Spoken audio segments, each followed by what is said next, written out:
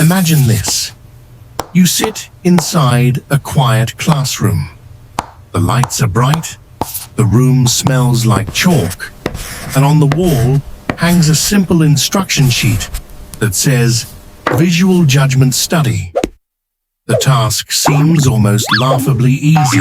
The researcher holds up a large card with a single vertical line on it. Then he lifts a second card showing 3 comparison lines. One short, one medium, one clearly long. A child could tell which 2 match. You feel calm, confident, maybe even slightly bored. Then the teacher asks each person in the room to answer aloud which line matches the first one. One by one, your classmates respond confidently. Everything feels normal until the moment something strange happens. The first person gives an answer that is obviously wrong. Then the second repeats the same wrong answer. The third, fourth, fifth, all choose the same incorrect line, as if they've gone blind. You stare at the card, blinking hard. Did I miss something? Did they switch the cards? You look around the room and feel your confidence slip away. Suddenly, choosing the correct answer doesn't feel so simple anymore. A tiny voice inside asks, if everyone else disagrees with me, what are the chances I'm still right? This quiet moment of doubt is exactly what Solomon Asch wanted to understand. Decades earlier, long before he became one of the most influential social psychologists of all time, Asch was a curious 7-year-old boy.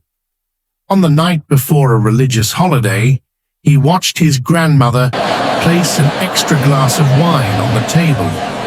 When he asked who it was for, she told him it was for the prophet. The boy, confused but fascinated, stared at the untouched glass. His uncle leaned down and whispered, "Just keep watching. You'll see." And so Asch watched.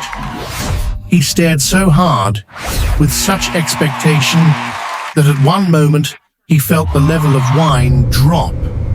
Whether it really moved, or whether he imagined it, the experience stayed with him for decades. He later realized this moment taught him something profound. Sometimes people see what they are told to see, even when no miracle is happening. Years later, Asch set out to answer a simple but powerful question. Can peer pressure be strong enough to change our perception, even when the truth is right in front of us? To test this, he designed a brilliant experiment. In 1951, he recruited 123 male college students for what they believed was a vision test. What they didn't know was that everyone except them was secretly working for Asch. The group was arranged so that the real participant always answered last. For the first 2 rounds, everyone, including the actors, gave the correct answer. The atmosphere felt normal. The participant relaxed, believing the task was exactly what it appeared to be, a simple judgment exercise. But then came the twist. On the 3rd round, the actors had been instructed to unanimously choose an obviously wrong line. They did so with absolute confidence and neutral expressions, as if their choice made perfect sense. And this continued for 12 critical trials. Round after round, the participant had to decide whether to trust their own vision or follow the group. Asch discovered that this internal struggle reveals something deep about human nature. Even when people know the right answer, Social pressure can push them to doubt themselves. Some participants shifted uncomfortably in their seats. Others laughed nervously at the absurdity of the group's answers. Some glanced repeatedly at the door, as if hoping someone else would intervene. Many stole quick looks at the actors, wondering if they had misunderstood the task. Behind every hesitation was the same conflict. Should I stick to the truth, or should I avoid standing out? After completing the experiment with all 123 participants, Ash collected his groundbreaking results. 23% resisted every time and always said the correct answer. 72% conformed at least once, and 5% conformed on every single trial, choosing the wrong answer even 12 times in a row. 3 out of 4 people, ordinary, intelligent college students, betrayed what their eyes clearly saw, just to align with the majority. Why did they conform? Ash found 2 main psychological reasons. The first is normative conformity, the desire to fit in and avoid social rejection. Humans are wired for connection. For thousands of years, being accepted by the group meant safety, cooperation, survival. Even today, in a classroom, a workplace, or on social media, we instinctively fear looking foolish or different. So when everyone else confidently gives an answer, even a wrong one, many people would rather blend in than stand out. The second reason is informational conformity, the assumption that if many people think this, maybe they know something I don't. When a group seems certain, it creates the illusion of collective wisdom. The participant thinks, there's no way 8 people are all wrong, right? This doubt can override even clear visual evidence. But Ash discovered something equally fascinating. Just one other person who tells the truth is enough to shatter conformity. When even one actor gave the correct answer, the pressure dropped dramatically. Participants felt supported, validated, freed from the fear of isolation. One honest voice can empower many others. He also found that conformity doesn't increase after the group reaches 3 people. Whether the group has 3, 10, or 15 people, the pressure stays about the same, as long as they all agree. The real power lies not in the number, but in the unanimity. When everyone agrees, the pressure is enormous. When even one person disagrees, the spell breaks.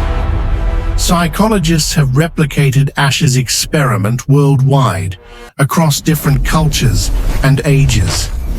The pattern remains strong. Conformity increases in tight-knit groups, among people with high social sensitivity, and in environments where harmony is valued over honesty. Modern researchers also find strong effects on social media, where millions of identical opinions create the illusion that everyone thinks this, making people afraid to challenge popular narratives. Ash himself was troubled by his findings.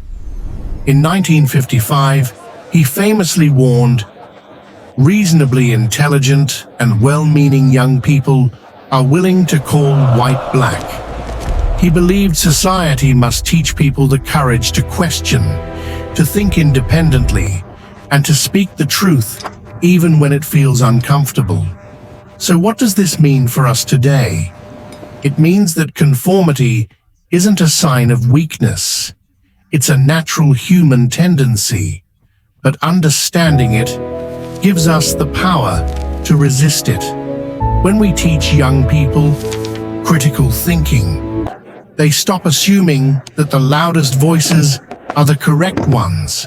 When we teach emotional courage, they stop fearing judgment. And when we create classrooms, families, and communities where questions are welcomed, not punished, children learn to stand firm even when the group disagrees. As adults, we play a crucial role. We can model honesty. We can show that disagreeing is not disrespectful. We can demonstrate how to remain calm in the face of pressure. Every time we speak up, we make it a little easier for someone else to do the same.